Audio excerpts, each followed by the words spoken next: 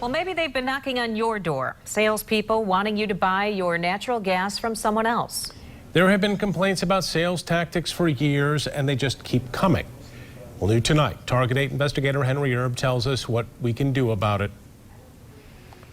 I was outdoors working in my yard, and this young man walked in. A door-to-door salesman was working Ruth Overly's Muskegon County neighborhood. She had the impression that he was from her gas supplier, DTE. Ruth says she just wanted to get rid of him. He made me think that something was going on with DTE, and he had a piece of paper on a clipboard, and he wanted me, and he said, sign this, and I thought it was just an opinion paper in case something did happen to DTE. But it wasn't a survey or a petition. The salesman wasn't from DTE, and he had just gotten Ruth to switch to an alternative gas supplier. Ruth said that what she signed looked to her like a blank sheet. She said she didn't see this contract the company later produced. I never would have signed a contract. Some of the 20 alternative gas suppliers in Michigan send salespeople door to door. They were allowed into the state when gas prices were high, and the legislature thought a little competition would be good for the major companies such as DTE and consumers. But along with their gas has flowed trouble. More than 1,900 complaints in the last 2 years against alternative gas suppliers, according to this list that we got from state regulators. Nearly 500 are about sales, things like deceptive marketing, slamming, unauthorized switching. Regulators such as Ann Armstrong say some of those complaints turn out to be false, and they are less frequent than they were in the early days of the alternative gas suppliers. But we still hear people complaining. They didn't realize they switched suppliers. They thought the salesperson was from their traditional gas company.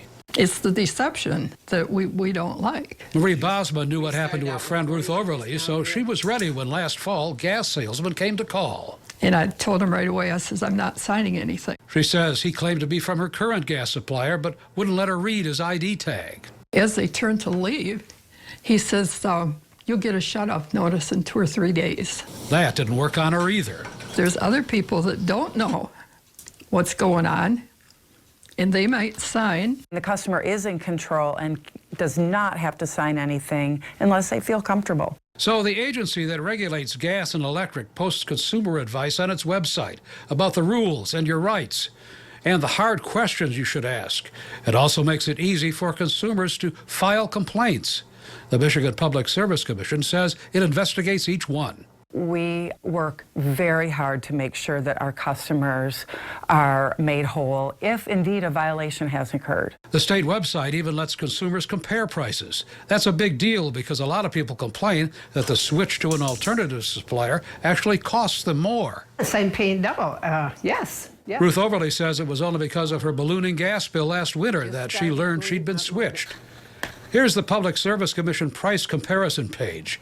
You can click on your traditional supplier and see what it charges. So we picked DTE, which is now selling at 25 cents a unit.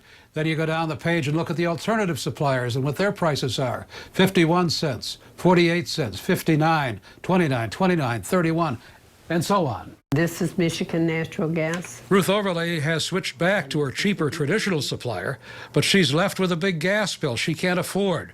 She stopped paying last October and expects a shut-off notice.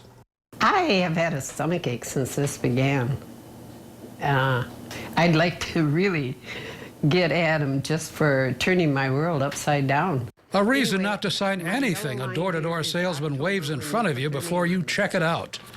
I'm Target 8 investigator Henry Erb. The company that switched Ruth Overly, Michigan Natural Gas LLC, did not respond to our questions. But we did hear from the national industry group Retail Energy Supply Association. Spokesman Dan Allegretti says that sometimes, quoting here, it can be a handful of individuals that become very aggressive in their sales tactics. He says his members take deceptive practices seriously and support disciplinary action by state regulators when there are problems. He also says that customer choice in the natural gas and electric industry is still relatively new, and door-to-door sales gives their competitors a chance to educate potential customers. We can link you to the state of Michigan gas choice information from our website, woodtv.com.